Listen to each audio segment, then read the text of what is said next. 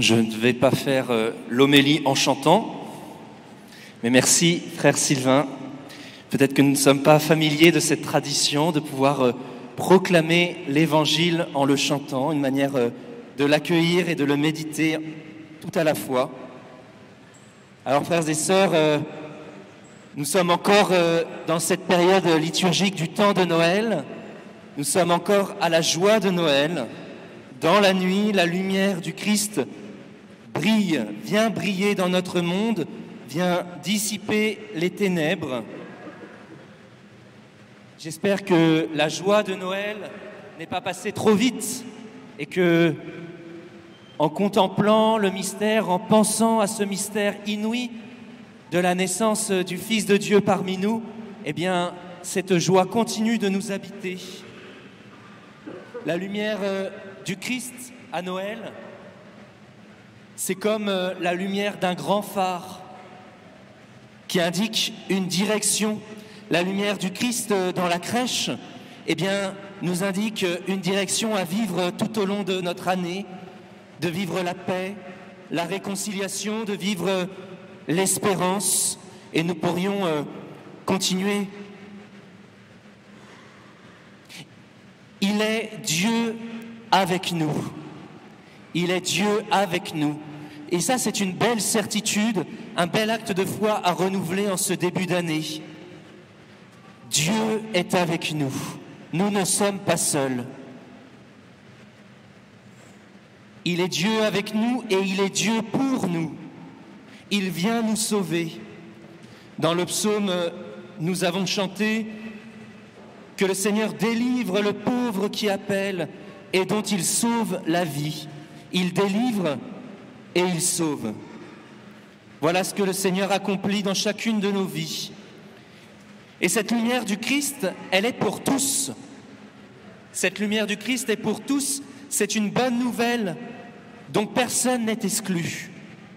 Saint Paul, dans la deuxième lecture, dit que le mystère du Christ, ce mystère dont il est l'apôtre, eh bien, ce mystère n'est pas réservé à un seul peuple, mais au travers de ce peuple, le peuple élu de Dieu, il est pour tous les peuples, toutes les nations. L'élection du peuple de Dieu, du peuple d'Israël, doit être une bénédiction pour toutes les nations. Et pour nous, ce matin, dans cette église, nous qui avons été appelés par le Christ, nous qui avons été choisis, eh bien, cette élection doit s'accomplir en devenant une bénédiction pour tous. La lumière que nous recevons du Christ à Noël, eh bien, elle est appelée à resplendir, à rayonner pour tous, pour porter la lumière dans ce monde. Alors, j'aimerais vous poser une première question, frères et sœurs. Sommes-nous convaincus que l'Évangile est vraiment pour tous? Que tous sont capables d'accueillir la bonne nouvelle de Dieu? Qu'elle n'est pas réservée seulement à certains qui sont chrétiens depuis des générations et des générations, mais qu'aujourd'hui encore, nous pouvons découvrir et accueillir le Christ. Les mages, les enfants, vous pourrez venir à la fin de la messe voir de plus près les 3 mages de la crèche. Les mages représentent notre humanité qui cherche Dieu, qui cherche la vérité. À travers Balthazar, Melchior et Gaspard, eh bien, c'est cette humanité chercheuse de sens et de réponse. La lumière du Christ, pour eux, est manifestée par cette étoile, ce signe. Ces hommes font un long voyage. Ils vivent une grande quête pour aller jusqu'où l'étoile les conduit, sans savoir jusqu'où l'étoile les conduit. Et il y a un point qui est important, il me semble, à noter, c'est que ces hommes, quand ils se lancent dans leur recherche, ce sont des païens.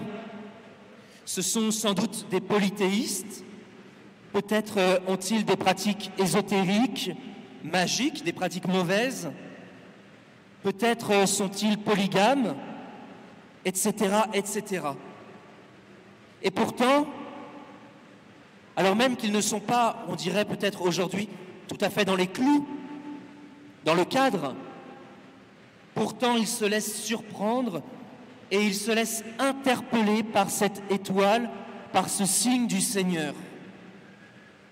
Et aujourd'hui, il y a beaucoup, vraiment beaucoup de personnes qui sont en recherche de Dieu, en recherche de sens. Peut-être qu'il y a parmi nous ce matin des personnes qui viennent à l'église et qui sont dans cette quête qui ne savent pas trop, mais qui sont à la recherche de Dieu.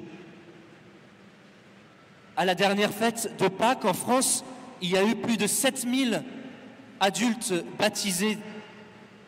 C'était jamais arrivé depuis plusieurs siècles.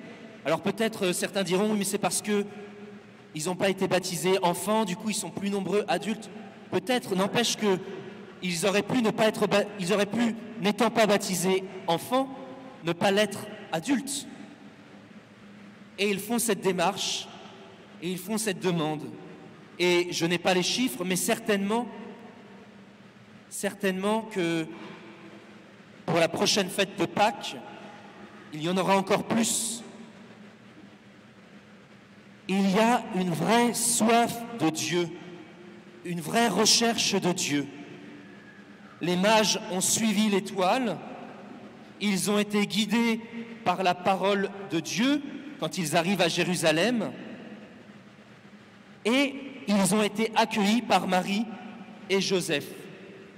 L'étoile, nous pourrions dire que c'est l'œuvre de Dieu, ce sont les signes, les événements, les hasards et les coïncidences, si on peut les appeler comme ça, les choses qui viennent déclencher la quête, la recherche. C'est Dieu qui vient frapper à notre cœur, à la porte de notre cœur. Mais ce n'est pas suffisant. Ces mages ont besoin d'être guidés et d'être accueillis. Et c'est là notre mission, chers frères et sœurs, notre responsabilité, notre joie. Il y a une vraie joie à accueillir des frères et sœurs qui cherchent la vérité, qui cherchent Dieu. En fait, nous qui nous sommes réjouis à Noël du Seigneur, de sa naissance, nous qui portons cette joie en nous comme une bonne nouvelle, eh bien, c'est sur nous que repose la mission de guider et d'accueillir celles et ceux qui sont en recherche de cette joie. Et notre joie grandira si elle n'est pas en vase clos. Accueillir, écouter, accompagner les personnes en quête. N'ayons pas peur de ces personnes. N'ayons pas peur qu'elles ne soient peut-être pas toujours dans des situations de vie, comme les mages, conformes dans le cadre, ou que leurs croyances soient encore confuses et mélangées. Parce que Dieu qui les attire à lui, lui-même fera la lumière en eux petit à petit. On peut penser par exemple à Saint Joseph et à Sainte Marie qui dans la maison ont accueilli les mages qui venaient et ils n'ont pas dit vous ne pouvez pas rester, vous êtes des païens, votre vie ça ne va pas du tout, revenez plus tard quand vous serez convertis, revenez quand vous serez comme ceci ou comme cela. Ils les ont accueillis comme ils sont, avec des cadeaux qui ne sont pas tout à fait adaptés à un petit bébé, mais ils les ont accueillis avec ce qu'ils pouvaient apporter. Eh bien, nous-mêmes, demandons cette grâce de l'accueil. Alors, frères et sœurs, pour 2025, demandons la grâce d'être accueillants et d'être présents auprès des personnes en quête de sens et d'espérance. Demandons au Seigneur qu'il nous rende attentifs à ces personnes dans notre entourage, dans notre travail, peut-être pas à l'autre bout du monde, mais aussi dans notre rue, auprès de nos voisins, des personnes dans nos clubs, dans nos associations. Soyons porteurs et témoins de cette lumière, Demandons à l'Esprit Saint qu'il nous aide à ne pas avoir peur, à ne plus avoir peur de témoigner, parce qu'il y a cette soif immense. Les gens sont en attente de notre témoignage. Je vous propose un défi missionnaire. Votre mission, si vous l'acceptez, pour l'an 2025, que chacun de nous, nous puissions proposer le baptême ou la confirmation à une personne autour de nous, une personne que nous rencontrons. Si chaque chrétien qui va à la messe ce dimanche en France propose le baptême au cours de l'année qui vient à quelqu'un, eh bien ce n'est pas 7000 baptêmes qu'il y aura à Pâques prochain, enfin à Pâques dans quelques années, mais des dizaines de milliers.